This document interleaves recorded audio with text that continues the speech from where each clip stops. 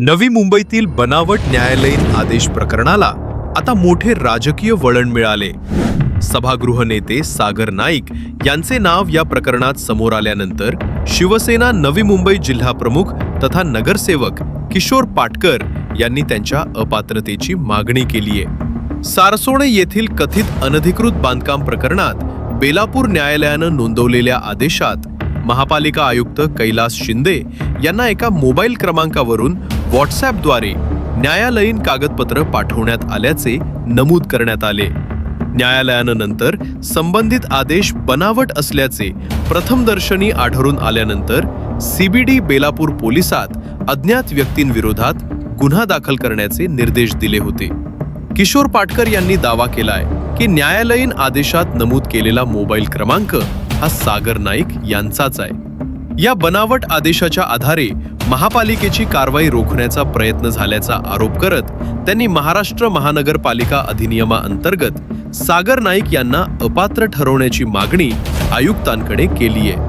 बघा, माझं जी मागणी आहे ती कायद्याला BPMC ऍक्टला धरून आहे आणि खूप सिंपल आहे. महाराष्ट्र महानगरपालिका अधिनियमाप्रमाणे आहे.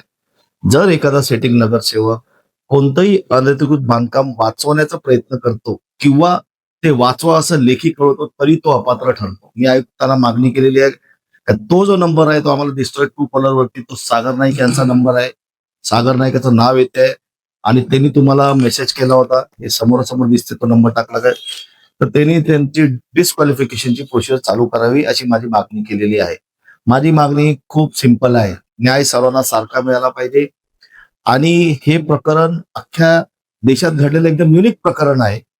कारण ह्याच्यामध्ये न्यायाधीश कंप्लेंटंट आहेत. न्यायाधीशाने कंप्लेंट केलेल्या पोलीस स्टेशनला हा जो नंबर आहे त्याच्यावरनं कमिशनरला जो मेसेज आलेला आहे ती ऑर्डरच कोर्टाची बनावट निघालेली आहे. प्रकरण अत्यंत गंभीर आहे. कमिशनरनी ह्याच्यात अजिबात गळचेपी धोरण घेतलं नाही पाहिजे. त्यांनी सरळ कोर्टात सांगावं, आम्हा लोकांना सांगावं त्यांना कोणी मेसेज केला आणि कोणी फोन करून सांगितला होता. स्टे ऑर्डर असताना आपली माणसं तिथे जाऊन कारवाई करतात ते त्यांनी जाहीर करावं. मला माहिती मिळालेली आहे. 2 दिवसा अगोदर बंगल्यावरती बैठक झालेली आहे आणि प्रकरण दडपण्याचा प्रयत्न चालू आहे. पण मी कमिशनरला विनंती करतो, आवाहन करतो, त्यांचा जो सारखा अपमान महासभेत चालू आहे, जी दादागिरी चालू आहे, त्या दिवशी कशी मित्र शिर्केताई बोलत होत्या तिथे, आम्ही सांगू तसं वागायचं, आम्ही सांगितलं तर पत्रकारांकडे जायचं, तुम्हाला कोणता अधिकार नाही. जर एवढी दादागिरी ऐकून पण कमिशनर गप बसणार असेल तर मी कमिशनरला पण कोर्टात खेचेन. न्यायालयीन नोंदीत महापालिका आयुक्तांनी हा संदेश अनोळखी व्यक्तीकडून आल्याचे नमूद केले. मात्र संबंधित मोबाईल क्रमांक सागर नाईक यांचा असल्याचा दावा करत किशोर पाटकर यांनी हा संदेश नेमका कोणी पाठवला आणि अनोळखी व्यक्ती असा उल्लेख का करण्यात आला याचा खुलासा आयुक्तांनी करावा अशी मागणी केली आहे. मी पोलिसांना देखील विनंती करतोय. तो पावशे बिल्डर, तो जो एजंट कुंभार सर्वीकडे फिरतात आहे, आम्हाला सर्वीकडे दिसतात आहे ते लोक, त्यांच्या आम्हाला लोक सांगतात आहे अजून कोणाला अटक झालेली नाही. कोणालाही त्यांनी तिथे वाचवण्याचा प्रयत्न करू नये. जे काही सत्य आहे ते जनतेसमोर आलं पाहिजे, लोकांसमोर आलं पाहिजे.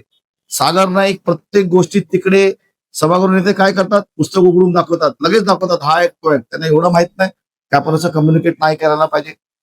प्लस कोणाच्या नंबरवरून त्यांना सागर नाईकांना तशी ती बनावट कोर्टाची ऑर्डर आली ते पण जाहीर झालं पाहिजे. हे काय खाजगी प्रकरण नाही. खाजगी असता मी गप असतो. ते सभागृह नेते आहेत, त्यांची जबाबदारी आहे. मी इकडे तर आवाज उठवणारच आहे, मी सभागृहात पण बोलणार आहे. मी अजिबात गप बसणार नाही. डिस्क्वालिफिकेशन करायला मी हायकोर्टात जाणार आणि मी ते 100% करणार. तर या प्रकरणावर प्रतिक्रिया विचारली असता सागर नाईक यांनी नॉट कॉग्निझेबल एवढीच प्रतिक्रिया दिली. तर महापालिका आयुक्त कैलास शिंदे यांनी भाष्य करण्यास नकार दिलाय. मात्र महत्वाचे म्हणजे या प्रकरणात सागर नाईक यांचे नाव FIR मध्ये नाही आणि पोलिसांनी त्यांना आरोपी म्हणून घोषित केलेले नाही.